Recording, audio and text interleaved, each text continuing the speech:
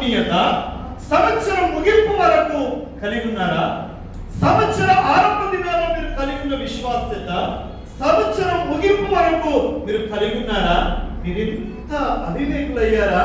మిమ్మల్ని రక్షించడానికి, మిమ్మల్ని బోధనలు స్థిరపరచడానికి దరిదాపు 18 నెలలు నేను కష్టపడాల్సి వచ్చింది. ఒక తల్లి బిడ్డను కనడానికి ఎంత ప్రసవ వేదన పడుతుందో, గలతీయులారా మిమ్మల్ని కనడానికి అపోస్తులుడనైన నేను అంతగా ప్రసవ వేదన పడ్డాను. మిమ్మల్ని ఆత్మానుసారంగా కట్టినాను, ఒక బోధ మీద స్థిరపరిచినాను, ఒక బోధ మీద నిలబెట్టినాను. అయితే ప్రారంభంలో మీరు బాగానే ఉన్నారు, ముగింపుకు వచ్చేసరికి మీరేమైపోయారు?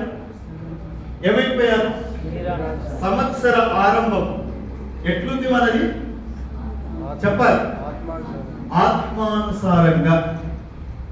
ఇక ఇప్పుడు సంవత్సరం ముగింపుకు వచ్చినాం, ఎట్లున్నాం ఒకసారి పరిశీలన చేసుకోవాలి మనకు మనం.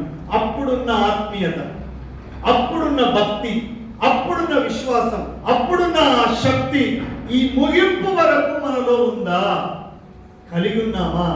ఆరంభ దినాలు, ముగింపు దినాలు ఎంత తేడా అంటే, ఈ గోడను కడతాం కదా, మేస్త్రి గోడను కట్టినప్పుడు కట్టిన కొత్త తొలిటి దినాల్లో, క్రొత్త దినాల్లో, ఇక వాటిని అంటే ప్రారంభ దినాలు చెప్తాం అంతే కదా.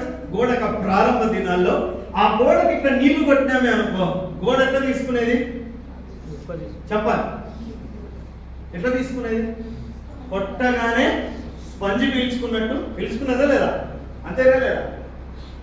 గోడ కొట్టగానే పీల్చుకునేది.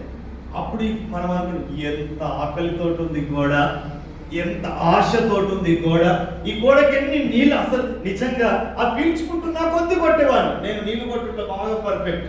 ఈ 2 చర్చిలు కట్టినాం, ఇక్కడ ఇల్లు కట్టినాం, అక్కడ రూమ్లు కట్టినాం, ప్రతి దానికి నీళ్లు నేనే కొడుతుంటే ఎంత దాగుతంత పోస్తుంది నీళ్ళు, ఎంత దాగుతంత పోస్తుంది. ఆశ నీళ్ళైనా అంతే, వాక్యమైన అంతే.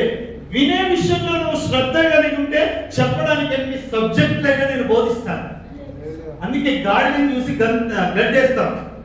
చెప్పే విధానం, ఈ గోడ నీళ్ళెంత కొడితంత తీసుకునేది.